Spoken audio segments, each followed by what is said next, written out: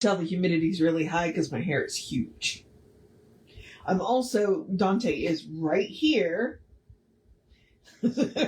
Whether he'll make a cameo for you, I don't know, but he's right here, which means he's going to be really distracting. But, that's okay. We are doing a new design for living. We are about halfway through the book. Let's do the housekeeping, and then we'll get into it. And all the housekeeping is me reminding you that we are Creative Life Spiritual Center. Website is creativelife.org. The constant contact email is info@creativelife.org. That gets you one email a week. Tells you what's going on for the week and the month. The hot links are hot, so click here now means it. And it's a blind CC. Nobody's going to see your email. You won't end up on anybody else's email list because of us. So that should be everything. No. This is me not wanting to do the social media. I mentioned the social media from the standpoint of we do not monetize the social media. We don't want to deal with the ads any more than you do.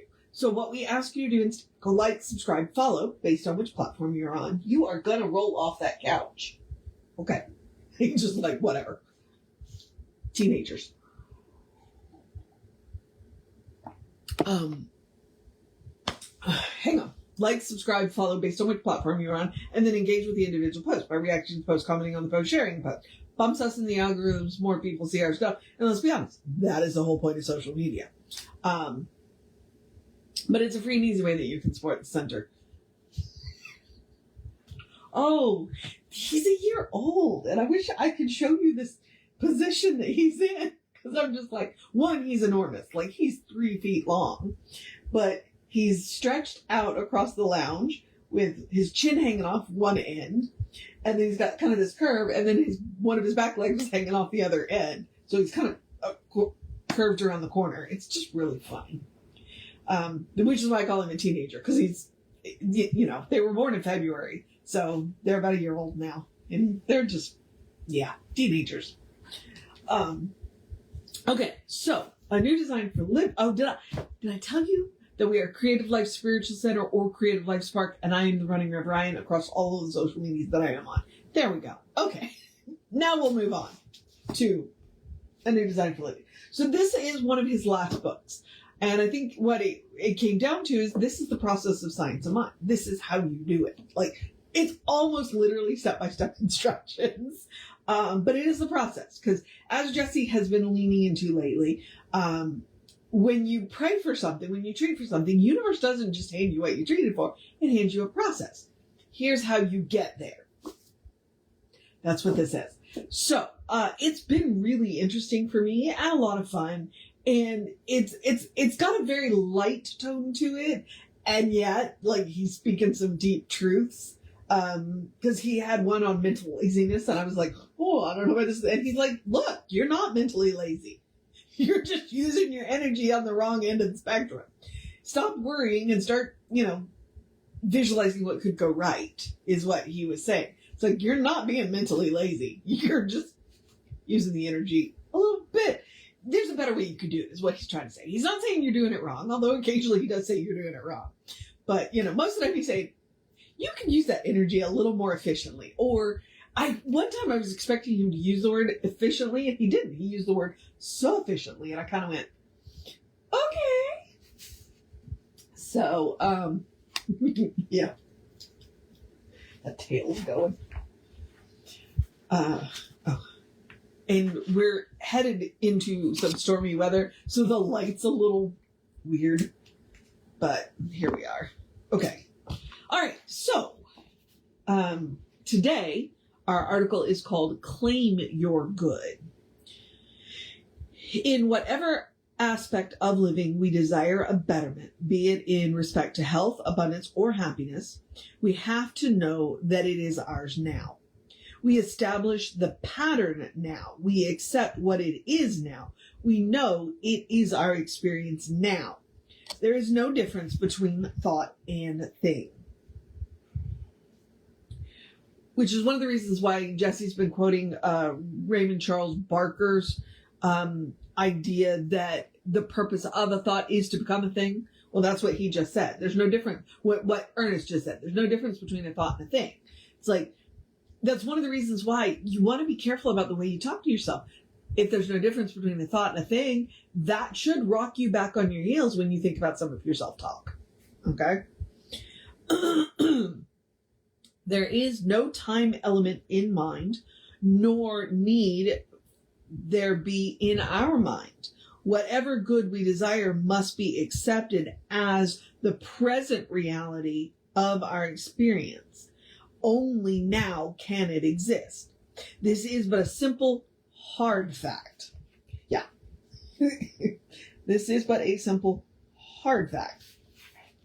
Yeah. What we establish as a pattern of thought, what we believe in as real on the spiritual level of causation, is what becomes real in our experience. We must come to know that at the spiritual level of causation, the physical manifestation of the cause as effect is immediate, is coexistent with it. Regardless of how much we may say we believe in God, spirit, or mind, or in the creative power of our thought in the form of prayer, only by starting now, not tomorrow, will we ever come to believe more, to experience the proof of that which we do believe. We have in this moment the choice, the right, and the privilege either to maintain and support any pattern of thought we may have previously established, or to establish an entirely new pattern of action. We must decide either to be as we have been or to start to be what we desire to be. Now is the only time we can ever act. And really, honestly, I like that he says we have the right, the privilege, and the choice. The right, the privilege, and the choice. I would also add, because occasionally he uses it, the ability. We have the right, we have the choice, the right, the privilege, and the ability to change our pattern of thinking. Absolutely, we can change our pattern of thinking anytime. And what you do then is you set yourself up for success by giving yourself reminders. Like I said, I wear prayer beads, or I might post a note, a phrase in dry erase marker on my mirror, or post a phrase on my door when I walk out my door. I think in our break room at work, and it's posted over by the fridge. So, every time you're in and out of the fridge in the break room, it says, "Have a great day." That's the kind of things that I'm talking about.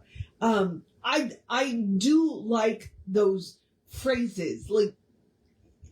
Create one, go buy one that says what it is that you want to model, and put it somewhere where you're going to see it multiple times a day. And then that way, you get that reminder, you get that anchor. It takes time to change patterns. It does. Even though he says immediate, the only time you can do it is now. Well, that's true. But you don't break habits. You replace habits. And so as you are changing your pattern of thinking, you want to give yourself whatever you need to set yourself up for success. Write the reminder phrases. If you paint or draw or do make something, like that, so that every time you go,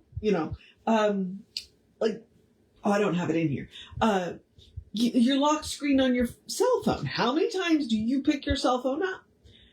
Create a lock screen that says whatever it is that you want more of in your life. Let the lock screen on your cell phone tell you the truth of yourself.